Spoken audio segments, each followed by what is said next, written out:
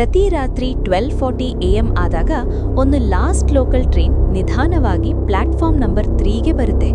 ಯಾವ ಅನೌನ್ಸ್ಮೆಂಟ್ ಇಲ್ಲ, ಯಾವ ಪ್ಯಾಸೆಂಜರ್ಸ್ ಇಲ್ಲ, ಎಲ್ಲೆಲ್ಲೂ ಮೌನ ಮಾತ್ರ. ಆ ರೈಲ್ವೆ ಸ್ಟೇಷನ್ನಲ್ಲಿ ರಮೇಶ್ ಅನ್ನೋ ಅಣ್ಣ ನೈಟ್ ಗಾರ್ಡ್ ಆಗಿದ್ದ. ಒಂದು ದಿನ ಅವನಿಗೆ ಒಂದು ವಿಚಿತ್ರ ಥಿಂಗ್ ನೋಟಿಸ್ ಆಯ್ತು. ಟ್ರೈನ್ ಯಾವಾಗ್ಲೂ ಎಕ್ಸಾಕ್ಟ್ ಟೈಮ್ಗೆ ಬರ್ತಿತ್ತು, ಆದ್ರೆ ಹೋಗ್ತಾನೇ ಇರ್ಲಿಲ್ಲ. ಒಂದು ರಾತ್ರಿ ಕ್ಯೂರಿಯಾಸಿಟಿಯಾಗಿ ರಮೇಶ್ ಅಣ್ಣ ಟ್ರೈನ್ ಹತ್ರ ಹೋದ. ಟ್ರೈನ್ ಡೋರ್ಸ್ ಸ್ವಲ್ಪ ಓಪನ್ ಆಗಿದ್ದವು. ಅವನು ಒಳಗೆ ನೋಡಿದಾಗ ಸೀಟ್ಸ್ ಎಲ್ಲವೂ ಫುಲ್ ಆಗಿದ್ದವು. ಜನರು ಕುಳಿತಿದ್ದರು, ಎಲ್ಲರೂ ಮುಂದಕ್ಕೆ ಮಾತ್ರ ನೋಡ್ತಿದ್ರು. ಯಾರೂ ಮೂವ್ ಆಗ್ತಿರ್ಲಿಲ್ಲ, ಯಾರೂ ಬ್ಲಿಂಕ್ ಕೂಡ ಮಾಡ್ತಿರ್ಲಿಲ್ಲ.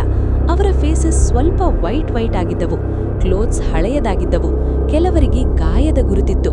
ಅಷ್ಟರಲ್ಲಿ ಒಂದು ಚಿಕ್ಕ ಮಗು ನಿಧಾನವಾಗಿ ಹೆಡ್ ತಿರುಗಿಸಿ ಸಾಫ್ಟ್ ಆಗಿ ಹೇಳ್ತು, ಅಂಕಲ್, ಈ ಟ್ರೈನ್ ನಮ್ಮ ಸ್ಟಾಪ್ ಮಿಸ್ ಮಾಡಿದೆ. ರಮೇಶ್ ಅಣ್ಣಗೆ ಸ್ವಲ್ಪ ಭಯ ಆಯಿತು. ಅವನು ಒಂದು ಹೆಜ್ಜೆ ಹಿಂದಕ್ಕೆ ಹೋದ. ಅಷ್ಟರಲ್ಲಿ ಸ್ಟೇಷನ್ ಕ್ಲಾಕ್ ಟನ್ ಅಂತ ಬಜಾಯಿತು. 1 AM. ಟ್ರೈನ್ ಡೋರ್ಸ್ ಜೋರಾಗಿ ಮುಚ್ಕೊಂಡವು ಮತ್ತು ನೆಕ್ಸ್ಟ್ ಮೊಮೆಂಟ್ ಟ್ರೈನ್ ಮಾಯ. ಯಾವ ಸೌಂಡ್ ಇಲ್ಲ, ಯಾವ ಟ್ರೇಸ್ ಇಲ್ಲ.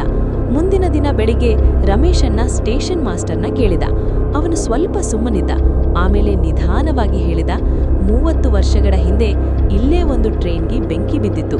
ಆ ಟ್ರೈನ್ನಲ್ಲಿದ್ದವರು ಮನೆಗೆ ಹೋಗ್ಲೇ ಇಲ್ಲ. ಆ ದಿನದಿಂದ ಪ್ಲಾಟ್ಫಾರ್ಮ್ ನಂಬರ್ 3 ಲಾಕ್ ಮಾಡಿದ್ರು.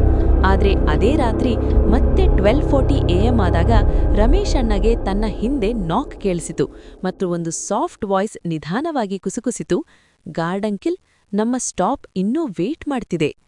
ಇದು ಕಥೆ ಮಾತ್ರ.